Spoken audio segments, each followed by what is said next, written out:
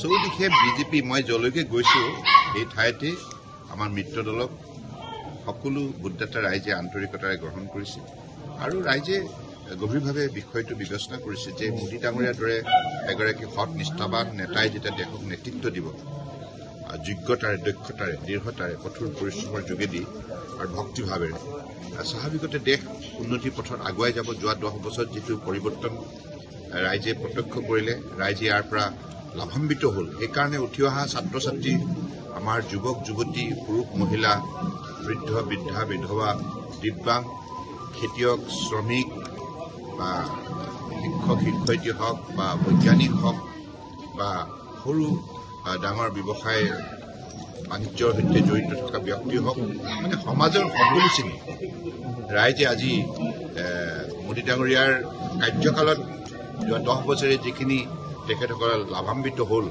উপকৃত হল আৰু বিশেষকৈ আমাৰ ৰাষ্ট্ৰখনক বিশ্বৰ বহুত শক্তিশালী ৰাষ্ট্ৰ হিচাপে গঢ়ি তোলাৰ ক্ষেত্ৰত তেখেতৰ যি উল্লেখযোগ্য অৱদান সেইবাবে ৰাইজ তেখেতক লৈ আনন্দিত। তেখেতৰ ওপৰত অগাধ বিশ্বাস আছে। গতিকে মোৰ দৃঢ় বিশ্বাস যে অসমতো ভাল ৰিজাল্ট হ'বই। আমি আগৰ পৰাই কৈছোঁ 12+। ভাল হ'ব, নিশ্চিতভাৱে ভাল হ'ব। মাৰ্জিন ডাঙৰ মাৰ্জিন হ'ব। আপোনালোকে চাই থাকক, অপেক্ষা কৰক 4 জুনলৈকে, হয়নে? এতিয়া আমাৰ প্ৰতিটো সমষ্টিৰে যিখিনি আমি এতিয়ালৈকে খবৰ পাইছোঁ আৰু তৃতীয় পৰ্যায়তো এতিয়ালৈকে প্ৰচাৰ সভাত উপস্থিত থাকি মই নিজেও যিটো দেখিলোঁ ৰাইজৰ সৈতে মত বিনিময় কৰিলোঁ। ৰাইজে কৈছে যে আমি অলৰেডি সিদ্ধান্ত লৈছোঁ, আমাক উন্নয়ন লাগে, শান্তি লাগে, সমন্বয় লাগে। গতিকে সেই সকলোবিলাক আজি প্ৰদান কৰাৰ ক্ষেত্ৰত মোদী ডাঙৰীয়াৰ উল্লেখযোগ্য সফলতা তুলিছে। আৰু আমি অসম উত্তৰ পূৰ্বাঞ্চলৰ বাসিন্দা হিচাপে আমি সকলোৱে জানো এটা সময়ত ইয়াত আইন শৃংখলা পৰিস্থিতি কেনেকৈ অৱনীত হৈছিল আৰু ইয়াত ভাবিব নোৱাৰাকৈ হত্যা হিংসা লুণ্ঠন এইবিলাক কথাই মানুহক অশান্তি দিছিল, নিৰাপত্তাহীনতাত ভোগাইছিল। কিন্তু সেই অশান্তি দূৰ কৰি শান্তি প্ৰতিষ্ঠা কৰি এতিয়া উন্নয়নৰ ক্ষেত্ৰত অসম তথা উত্তৰ পূৰ্বাঞ্চল যিমান ক্ষিপ্ৰ গতিত আগুৱাই নিছে তাৰ ফলশ্ৰুতিত আজি আমি গোটেই ভাৰতবৰ্ষতে এটা সুকীয়া সন্মান বুটলিবলৈ সক্ষম হৈছোঁ আৰু বিশ্বৰ বুকুতো আমাৰ মান সন্মান স্বাভিমান আমি আগুৱাই নিয়াৰ ক্ষেত্ৰত আমি এতিয়া সুবৰ্ণ সুযোগ লাভ কৰিছোঁ। গতিকে ৰাইজ সেই দৃষ্টিৰে মোদী ডাঙৰীয়াক তৃতীয়টো কাৰ্যকালৰ বাবে প্ৰধানমন্ত্ৰী আসনত অধিষ্ঠিত কৰিব বিচাৰে।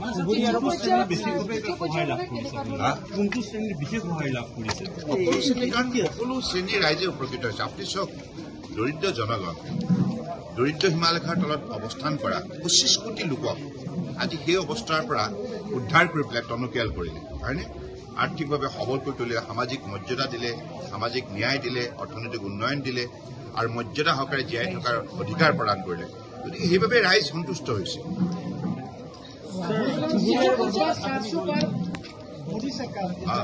নিশ্চিত 400 পাৰ হ'বই। এনডি আমাৰ 400 পাৰ, আমাৰ বিজেপিৰ 370। সেই লক্ষ্য আমি অতিক্ৰম কৰিম। এতিয়া কংগ্ৰেছ ইতিমধ্যে হতাশাগ্ৰস্ত আৰু কংগ্ৰেছক এতিয়া ৰাইজে স্বীকাৰ নকৰে কাৰণ তেখেতসকলে দীৰ্ঘদিন পালে 60 বছৰ কাল শাসনকালত থাকিও আজি 10 বছৰ মোদী ডাঙৰীয়ে যিখিনি কাম কৰিলে তেখেতসকলে এইখিনি ইয়াৰ আধা কামো কৰিব নোৱাৰিলে গতিকে ৰাইজে সম্পূৰ্ণৰূপে প্ৰত্যাখ্যান কৰিছে তেখেতসকলে সংবাদ মাধ্যমত জীয়াই আছে কিন্তু মানুহৰ হৃদয়ত নাই মানুহৰ হৃদয়ত যদি কোনোবা আছে নৰেন্দ্ৰ মোদী ডাঙৰীয়া আছে বিজেপি চৰকাৰ আছে বিহু যদি গীত হয় স্যাৰ ৰিকুৱেষ্ট এটা সাংবাদিকৰ পৰা যদি অকণমান বিহু গীত এটা যদি আপুনি গায় কাৰণ আপোনাৰ চোতালত আপোনাৰ বিহু গাইছে এটা কথা শুনক মই বিহু গাম আপোনালোকৰ সন্মুখত গাম মই এবাৰ এইটো কথা দিলো খালি আজি নহয় দেই